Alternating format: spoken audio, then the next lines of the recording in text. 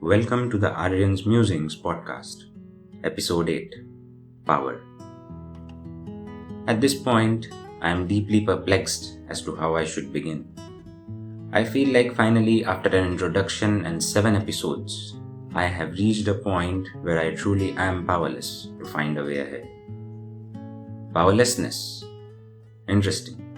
And a usual guest appearance in the outward-facing aspects of our life. As I have touched upon previously, since we started walking on the face of the earth, there have been forces that we could not mold and shape to our benefit. The first, strongest feeling, and the most intense sensation when calamity strikes is powerlessness. Fighting that which nurtures this earth and its inhabitants is out of the question. But there's that question. When we are powerless, we ask, then why fight us and decimate us? In the heat of the moment, humanity takes lessons like an aroused grizzly would take pointed stones flung at it. But to the bear's dismay, the hunter throwing those stones is quick as the wind, fiery as the sun, cool like the clouds, and grounded in the earth. All these are skill sets, nature's skill sets, and they all originate from systems. Systems are structures devised with a purpose behind their innate design. They serve their master as force multipliers.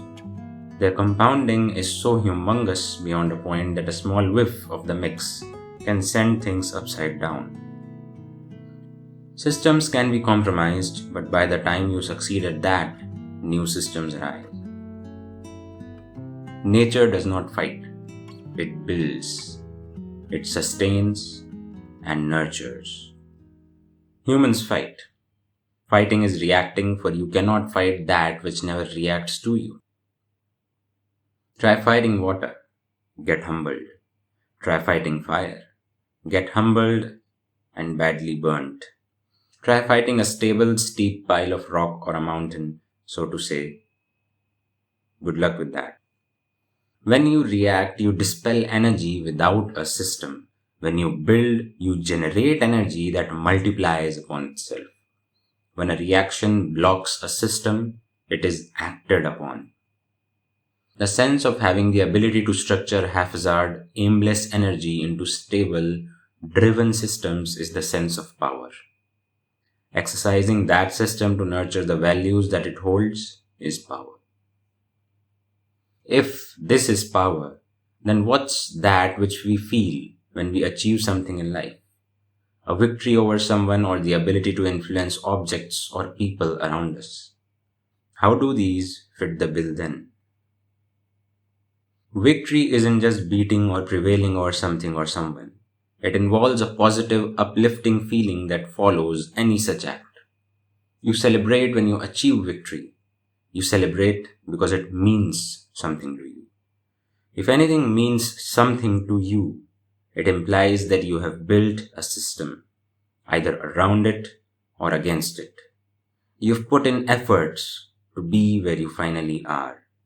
Your energy is structured, especially more than the opposite side of the ring, which is why you stand on the top step. The ability to influence people around us comes from either commanding that respect or holding a position which commands respect. Both ways, the system exists. When you are looked at with respect, it essentially means that people recognize the efforts that you have put into nurturing your systems and your values. They appreciate what they observe. When you hold a position vested with a structure that channelizes power via you, it's the structure in question that is revered by the onlookers. Another realistic case would be a mix of both these forms, and it would also arguably be all the more successful.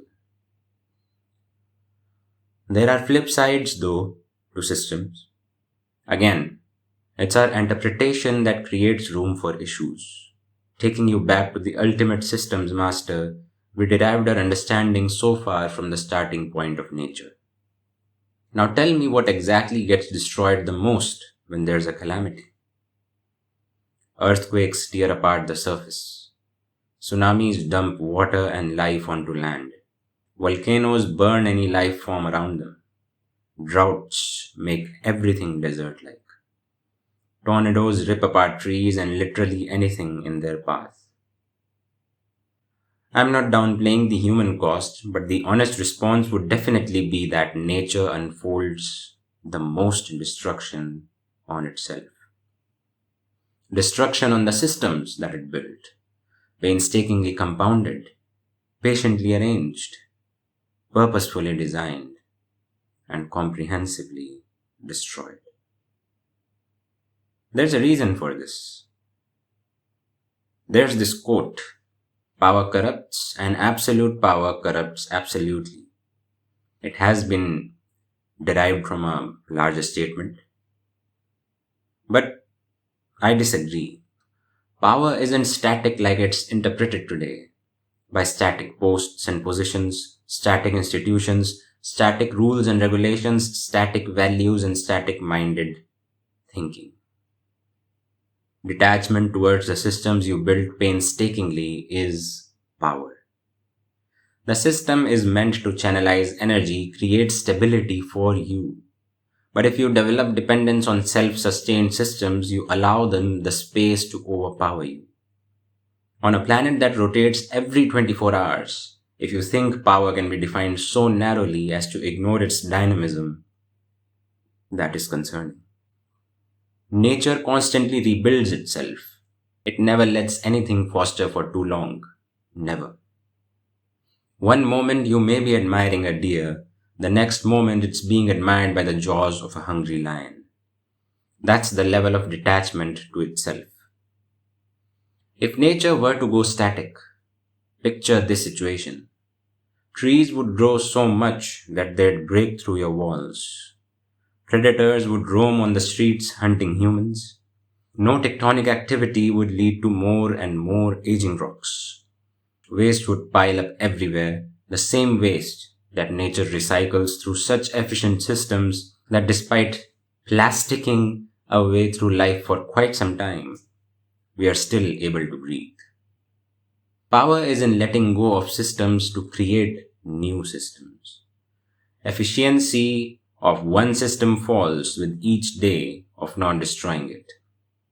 Corruption exists because we champion them that are characterized by stagnation.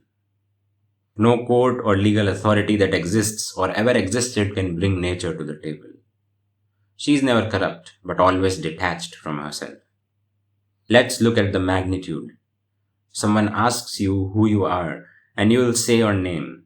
Someone asks you to introduce yourself, you might tell them your education, your hobbies, likes and dislikes, etc. Have you ever introduced yourself like this?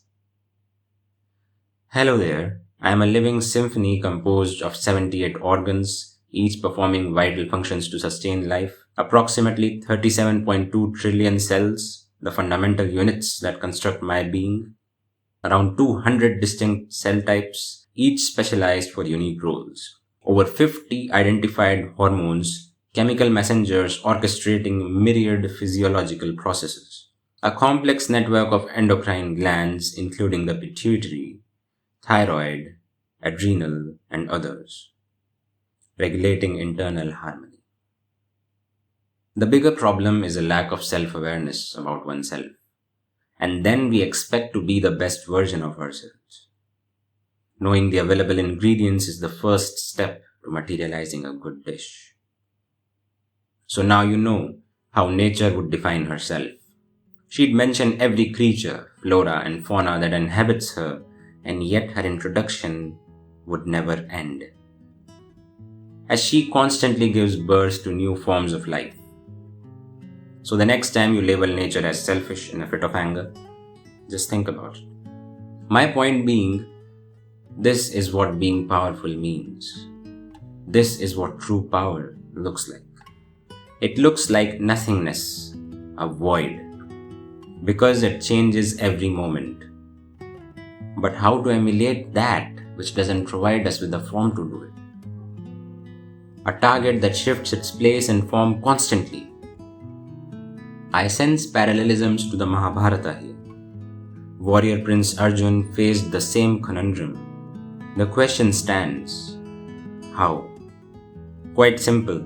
To emulate something, you embody their essence within your being. You inculcate within the qualities that command your respect. And the reason it's simple is because there's all but one quality, one ingredient, one essence that needs to be embraced.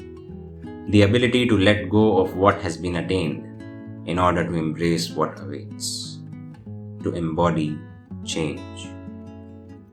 I started this musing by assigning a word to my mental state at that point of time. I feel that's the reason we have arrived at this point of power, which makes it a prerequisite to the process. Now we have the power to decide our next musing. Acceptance. See you there. Take care and thank you for joining in.